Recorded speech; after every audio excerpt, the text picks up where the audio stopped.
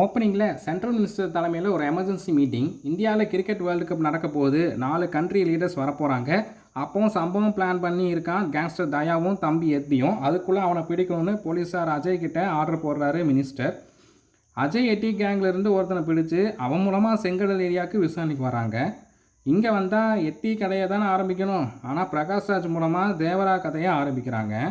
தேவரா 400 மக்களுக்கு தலைவர் மாதிரி இருந்தாலும் கடலில் முறைகேடாக வர ஆயுதங்களை அரசியல்வாதி முரளி சர்மாவுக்கு எடுத்து கொடுக்குற வேலையை செஞ்சிட்ருக்காரு.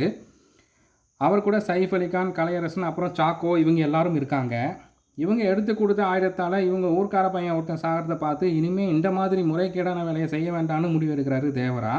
ஆனால் பணத்தாசை பிடிச்ச சைஃப் அலிகான் மற்றவங்க எல்லாரும் தேவரா இருக்கிற வரைக்கும் நாம் எதுவும் செய்ய முடியாது, அதனால் தேவராவை கொலை செய்யலான்னு பிளான் பண்ணுறாங்க.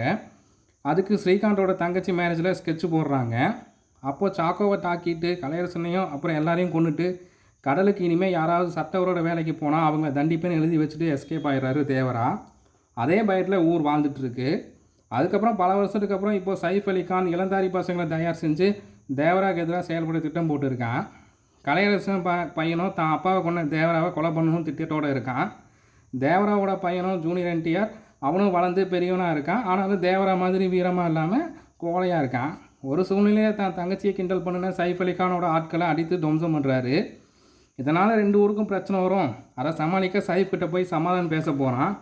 ஆனால் சைஃபோ கடலுக்கு சட்டவிரோத செயலை செய்ய ஆளுக போகிறாங்க, ஆக கூட நீயும் போகணும், அப்போ தான் பிரச்சனை வராதுன்னு சொல்லவும் வேறு வழியே இல்லாமல் கடலுக்கு போகிறான் ஜூனியர் என்டிஆர்.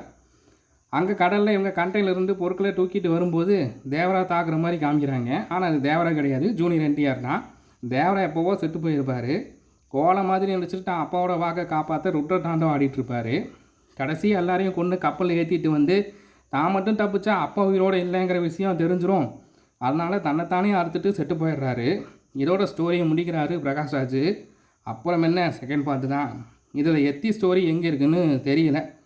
ஒரு வேளை செகண்ட் பார்ட்லாம் இருக்குமோ பார்ப்போம். ஏகப்பட்ட லாஜிக்கல் எரர். ஒத்தையால் கண்டெய்னர் பாக்ஸ் எல்லாத்தையும் மலையிலேருந்து தள்ளி விட்டு எரிய வைக்கிறாரு தேவரா.